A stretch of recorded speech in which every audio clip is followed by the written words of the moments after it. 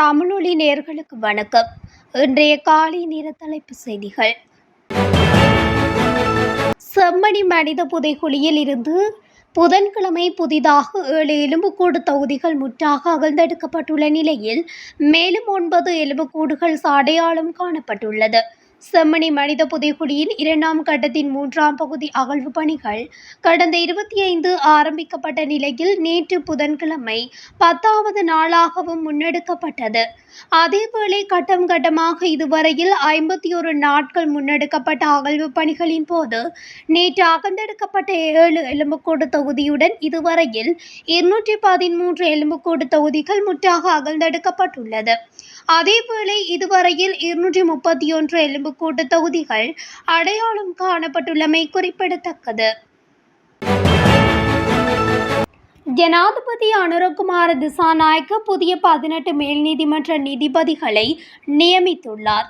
நேற்று பிற்பகல் ஜனாதிபதி செயலகத்தில் வைத்து நீதிபதிகளுக்கான நியமன கடிதங்களை ஜனாதிபதி வழங்கியுள்ளார். விசேட தர நீதித்துறை அதிகாரிகள் 17 பேரும் சட்டமா அதிபர் திணைக்களத்தில் பணியாற்றும் சிரேஷ்ட அரசு தரப்பு சட்டத்தரணி ஒருவரும் புதிய மேல் நீதிமன்ற நீதிபதிகளாக நியமிக்கப்பட்டுள்ளனர். இலங்கை ஜனநாயக சோசலிச குடியரசின் அரசியலமைப்பின் 111வது உறுப்புரிமையின் 2வது உபபிரிவின்படி ஜனாதிபதியினால் இந்த நியமனங்கள் வழங்கப்பட்டதாக ஜனாதிபதி ஊடகப் பிரிவு குறிப்பிட்டுள்ளது. கொழும்பு துறைமுகத்தில் தடுத்து வைக்கப்பட்டிருந்த 506 BYD மின்சார வாகனங்கள் சுங்கத் திணைக்களத்தால் விடுவிக்கப்பட்டுள்ளன. இந்த வாகனங்கள் மோட்டார் திறன் தொடர்பான ஊழல் குற்றச்சாட்டுகளால் இலங்கை சுங்க சேவையால் தடுத்து வைக்கப்பட்டிருந்தன. மின்சார வாகனங்களை மேலதிக வங்கி உத்தரவாதத்தை சமர்ப்பித்த பிறகு விடுவிக்க இலங்கை சுங்கம் நேற்று மேன்முறையீட்டு நீதிமன்றத்தில் ஒப்புக்கொண்டுள்ளது. வாகனங்களை இறக்குமதி செய்த நிறுவனத்தின் மனு நேற்று விசாரணைக்கு எடுத்துக்கொள்ளப்பட்ட போது இந்த இணக்கம் அறிவிக்கப்பட்டது. செவனகல சீனி தொழிற்சாலையை கொண்டு அரசாங்கத்தை பெரும் பிரச்சினைக்குள்ளாக்கும் செயற்பாடுகள் முன்னெடுக்கப்படுவதாக கைத்தொழில் மற்றும் தொழில் முனைவோர் மேம்பாட்டு அமைச்சர் சுனில் ஹந்துன்னெத்தி தெரிவித்துள்ளார். கரும்பு கொண்டு செல்வதற்கு இராணுவத்தை பயன்படுத்துவதோடு பாதுகாப்புக்கு விசேட அதிரடிப்படை ஈடுபடுத்த நடவடிக்கை எடுக்கப்படும் என்றும் சதித்திட்டங்களை முறியடிக்க அனைத்து சாத்தியமான நடவடிக்கைகளும் எடுக்கப்படும் என்றும் கூறியுள்ளார். மேலும் இதுகுறித்து CID ஏற்கனவே விசாரணைகளை ஆரம்பித்துள்ளது என்றும் அமைச்சர் தெரிவித்துள்ளார். தவறுகளை திருத்திக் கொள்ள வாய்ப்புகள் வழங்கப்படும். அந்த வாய்ப்புகளை பயன்படுத்தி போலீஸ் அதிகாரிகள் தவறுகளை திருத்திக் கொள்ள தவறினால் சட்ட நடவடிக்கை எடுக்கப்படும் என ஜனாதிபதி அனுரகுமார திசாநாயக்க எச்சரிக்கை விடுத்துள்ளார். இலங்கை போலீசின் 159வது ஆண்டு நிறைவு தினம் நேற்று கொண்டாடப்பட்டது. இந்த திகதி இலங்கை போலீசின் ஸ்தாபக நாளாக கருதப்படுகிறது. இதனை நினைவு கூறும் வகையில் நேற்று போலீஸ் களப்படை தலைமையகத்தில் விசேட நினைவு விழா ஒன்று இடம்பெற்றுள்ளது. இந்த விழாவில் உரையாற்றிய போதே ஜனாதிபதி இதனை தெரிவித்துள்ளார். யாழ்ப்பாணம் வடமராட்சி கிழக்கு மருதங்கேணி பகுதியில் அரச காணியை அடாத்தாக சுவீகரித்த அரச உத்தியோகத்தரின் குடும்பத்தை காணியில் இருந்து வெளியேறுமாறு உத்தரவிடப்பட்டுள்ளது. வடமராட்சி கிழக்கு மருதங்கேணி பகுதியில் உள்ள அரச காணியொன்று அடாத்தாக எந்தவித அனுமதியுமின்றி மதில்களை அமைத்து பயன்படுத்தப்பட்டு வந்தது. குறித்த காணியில் இருப்பவர் எந்தவித அனுமதியுமின்றி சட்டவிரோதமாக அந்த அரச காணியை சுவீகரித்திருப்பதால் உடன் சம்பந்தப்பட்டவர்களை வெளியேற்றுமாறு பலமுறை மருதங்கேணி கிராம அலுவலரால் வடமராட்சி கிழக்கு பிரதேச செயலருக்கு தெரியப்படுத்தப்பட்டது. இந்நிலையில் அரச காணியை அடாத்தாக பிடித்திருப்பது உறுதியாகிய நிலையில் குறித்த காணியை சுவீகரித்துள்ள அரச உத்தியோகத்தரின் குடும்பத்தை 1 மாத கால போதிக்குள் காணியை கிராம அலுவலரிடம் ஒப்படைத்துவிட்டு வெளியேறுமாறு வடமராட்சி கிழக்கு பிரதேச செயலாளரால் உத்தரவிடப்பட்டுள்ளது. யாழ்ப்பாணம் புதிய செம்மணி வீதி சந்தியிலிருந்து கொக்குவில் சந்தி வரையான ஆடியபாதம் வீதியூடாக டிப்பர் வாகனங்கள் காலை 6 மணி தொடக்கம் மாலை 6 மணி வரை பயணிப்பதற்கு முற்றாக தடை விதிக்க நடவடிக்கை எடுக்கப்பட்டுள்ளது. அத்துடன் ஏனைய பாரவூர்திகள் காலை 7 மணி தொடக்கம் 9 மணி வரை மற்றும் நண்பகல் 12 மணி தொடக்கம் பிற்பகல் 2:30 மணி வரை குறித்த வீதியூடாக பயணிப்பதற்கு தடை விதித்து பொது போக்குவரத்தினை இலகுபடுத்தவும் நடவடிக்கை எடுக்கப்பட்டுள்ளதாக தெரிவிக்கப்படுகிறது. முன்பள்ளி சிறுவர்கள், பாடசாலை மாணவர்கள், உத்தியோகத்தர்கள் பணிக்கு செல்லும் நேரங்கள் மற்றும் அண்மையில் ஏற்பட்ட வீதி விபத்துகள் ஆகியவற்றை கருத்தில் கொண்டு டிப்பர் பாரவூர்தி வாகனங்களுக்கு போக்குவரத்து தடை விதிக்கப்பட்டுள்ளது. பொது போக்குவரத்தினை இலகுபடுத்தும் நோக்குடன் இவ்விடயங்கள் குறித்து நல்லூர் பிரதேச சபையினால் தீர்மானிக்கப்பட்டு இந்த போக்குவரத்து தடை நடைமுறைக்கு வந்துள்ளது. முல்லைத்தீவில் விடுதலை புலிகளின் மூத்த போராளியான மகேந்தி நேற்றைய தினம் சடலமாக மீட்கப்பட்டுள்ளார். ஒட்டுசுட்டானில் தனது குடும்பத்துடன் வசித்து வந்த மகேந்தி என அழைக்கப்படும் ராமப்பிள்ளை கமலராசா என்பவரே சடலமாக மீட்கப்பட்டுள்ளார். வீட்டிற்கு முன்பகுதியில் உள்ள பலாமரத்தில் தூக்கில் தொங்கிய நிலையில் சடலமாக மீட்கப்பட்டுள்ளார்.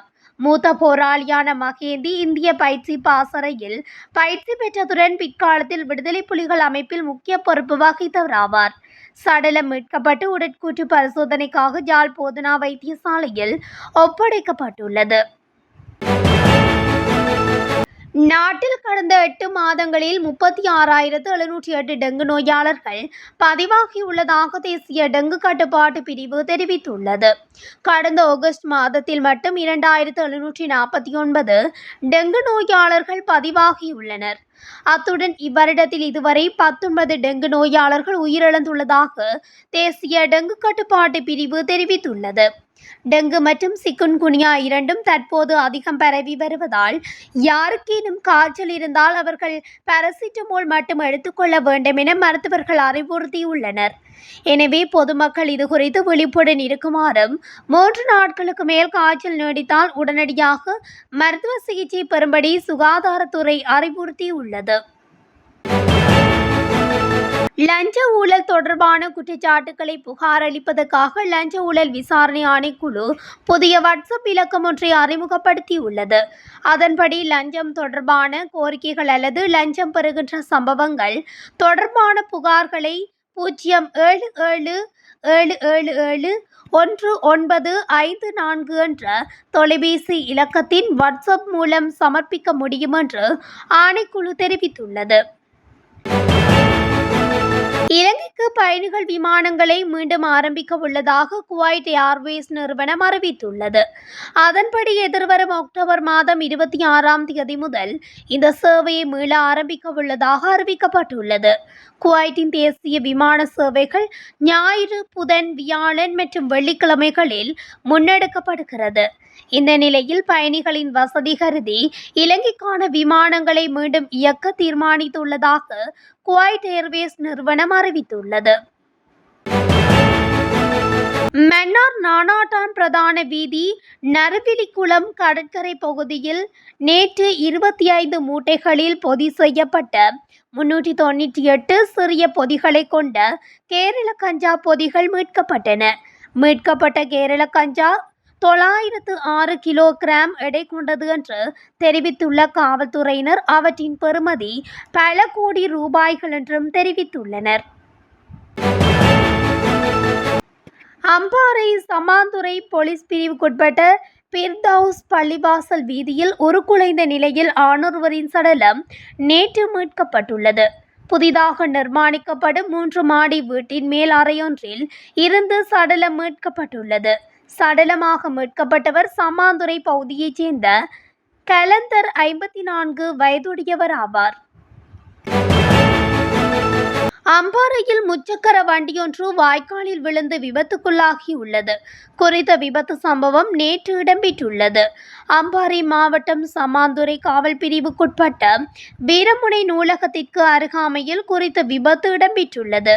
விபத்தில் 26 வயதுடைய சமாந்துறை மஜித்புரம் பகுதியைச் சேர்ந்த முச்சக்கர வண்டி சாரதி படுகாயமடைந்துள்ளதாக தெரிவிக்கப்பட்டுள்ளது. இதையடுத்து காயமடைந்த நபர் சமாந்துறை ஆதார வைத்தியசாலையில் அனுமதிக்கப்பட்டுள்ளார்.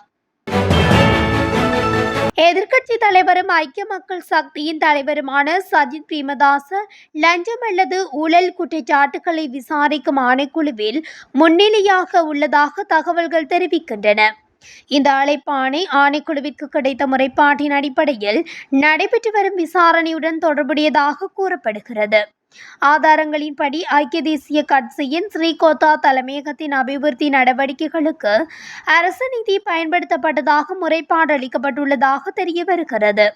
இதேவேளை அரசு ஊழியர்கள் குழு ஒன்றை தனது மனைவிக்கு சொந்தமான ஒரு தனியார் நிறுவனத்தில் பணியமர்த்திய குற்றச்சாட்டில் சஜித் பிரேமதாசவுக்கு எதிராக அண்மையில் முறைப்பாடு ஒன்று பதிவு செய்யப்பட்டுள்ளதாகவும் கூறப்படுகிறது.